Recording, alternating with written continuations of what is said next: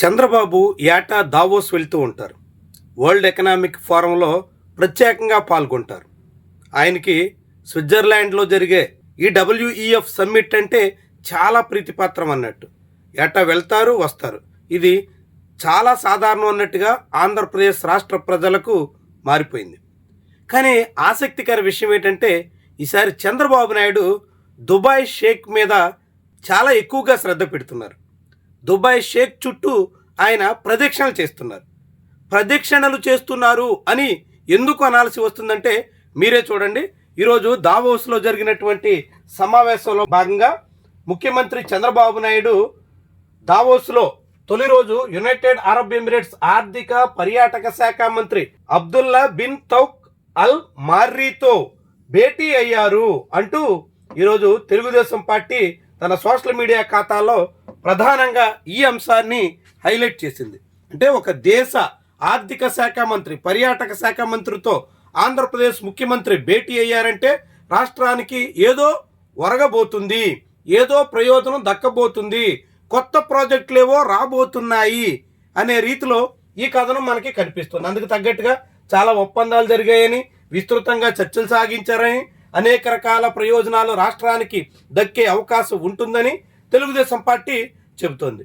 అయితే ఆసక్తికర విషయం ఏంటంటే ఇదే మినిస్టర్తో, ఇదే మార్రీతో చంద్రబాబు నాయుడు 3 నెలల క్రితం దుబాయ్ వెళ్ళినప్పుడు ప్రత్యేకంగా కలిశారు.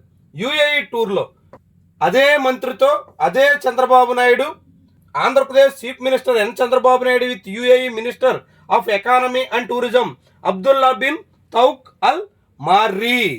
సేమ్ మళ్ళీ ఇది ఎప్పుడు జరిగింది చూడండి. ది హిందూ పత్రికలో వచ్చినటువంటి కథనం అక్టోబర్ 24 నాడు. ఇంకా 3 నెలలు కూడా నిండలేదు. 3 నెలల క్రితం అదే మంత్రితో యుఏఈ వెళ్ళి మరీ చంద్రబాబు భేటీ అయి వచ్చారు. ఇప్పుడు దావోస్లో మళ్ళీ అదే మంత్రితో ముచ్చట్లు పెట్టారు. అంటే ప్రదక్షిణలు చేస్తున్నారు అని మనం చెప్పుకున్నాం కదా. ఇది చూడండి, యుఏఈ వెళ్ళి వాళ్ళ దేశానికి వెళ్ళి ఆయనతో ప్రత్యేకంగా భేటీ అయినట్టుగా పత్రికల్లో కథనాలు రాయించుకుని ఇప్పుడు మళ్ళీ దావోస్ వెళ్ళి కూడా అదే మంత్రితో చంద్రబాబు చేతులు కలిపినటువంటి తీరు ఆసక్తికర విషయమే అనుకుంటే, దానికి ముందు మళ్ళీ సదరు మంత్రి అమరావతిలో కూడా అడుగుపెట్టారు. స్వయంగా చంద్రబాబుతో అదే మంత్రి, అదే యుఏఈకి చెందిన దుబాయ్ షేక్ మన అమరావతిలో. ఇది జూలై 22 నాడు. అంటే 3 నెలలకు ఒకసారి అన్నట్టుగా వీళ్ళిద్దరూ భేటీ అవుతున్నటువంటి తీరు దేనికి సంకేతం? ఇది ఎందుకోసం?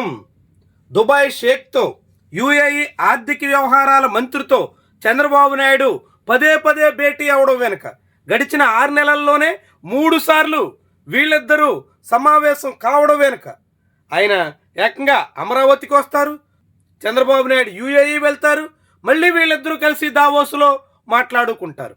మరి ఆంధ్రప్రదేశ్కి ఈ వరుస భేటీల వల్ల, వీళ్ళిద్దరి కలయిక వల్ల జరిగిన ప్రయోజనం ఎంత? వచ్చిన ప్రాజెక్టులన్నీ ఎక్కడొచ్చాయి? ఏ రంగంలో వచ్చాయి అంటే మళ్ళీ సమాధానం కనిపించదు. కానీ ఏదో జరగబోతుంది, వీళ్ళిద్దరి ఇంత సాన్నిహిత్యంగా మెలగడం వెనుక అసలు కారణాలేంటి అనే ప్రశ్న ఇక్కడ ఉదయిస్తుంది. చంద్రబాబు ఒకప్పుడు పదే సింగపూర్ చుట్టూ తిరిగేటట్టు వాళ్ళు, సింగపూర్ పేరు ప్రస్తావించేటట్టు వాళ్ళు, సింగపూర్ గురించి చాలా ఘనంగా చెప్పే ప్రయత్నం చేసేటట్టు వాళ్ళు. ఆ తర్వాత చంద్రబాబుతో సన్నిహితంగా మెలిగిన ఈశ్వరన్ అనే సింగపూర్ మంత్రి జైలు పాలయ్యారు, అనేక అవినీతి అక్రమ కేసుల్లో ఇరుక్కున్నారు. అదంతా వేరే వ్యవహారం అనుకోవచ్చు. కానీ ఇప్పుడు మళ్ళీ యుఏఈ మంత్రితో, ఇదే ఆర్థిక మంత్రితో, ఈ అబ్దుల్లా బిన్ తౌక్ అల్ మార్రీతో ఇంతగా చంద్రబాబు నాయుడు పదే సమావేశం కావడం వెనక మతలబు ఏంటి? దేనికోసం? ఈ అమరావతిలో జరిగినటువంటి భేటీలో లూలు మాల్ యజమాన్ కూడా ఉన్నారు. లూలు మాల్ యజమాన్తో కలిసి వచ్చి ఆయన చంద్రబాబుతో భేటీ అయ్యారు యుఏఈ ఆర్థిక వ్యవహారాల మంత్రి అబ్దుల్లా బిన్ తౌక్. ఆ తర్వాత చంద్రబాబు యుఏఈ వెళ్ళి ఆయనతోనే సమావేశమై వచ్చారు. ఇప్పుడు మళ్ళీ కలుస్తున్నారు. ఇన్ని మార్లు ఇంత స్వల్ప వ్యవధిలో పదే ఈ ఇద్దరు నేతలు సమావేశం కావడం వెనుక కారణాలేంటి? ఏం ఆశించి ఇదంతా జరుగుతుంది అనే సందేహాలు కూడా చాలా మందికి కలిగేదానికి ఈ పరిస్థితి ఆస్కారం ఇస్తుంది. పదే పదే వీళ్ళు సమావేశం కావడం చర్చనీయాంశం అవుతోంది. దుబాయ్ షేక్తో చంద్రబాబు అన్ని మార్లు సమావేశం అవుతున్న ఆంధ్రప్రదేశ్కి ఏం తెచ్చారు, ఆ మంత్రి కారణంగా ఆంధ్రప్రదేశ్కు ప్రత్యేకంగా వచ్చిన ప్రాజెక్టులు ఏంటి అనేది పెద్ద ప్రశ్నగా మారుతోంది.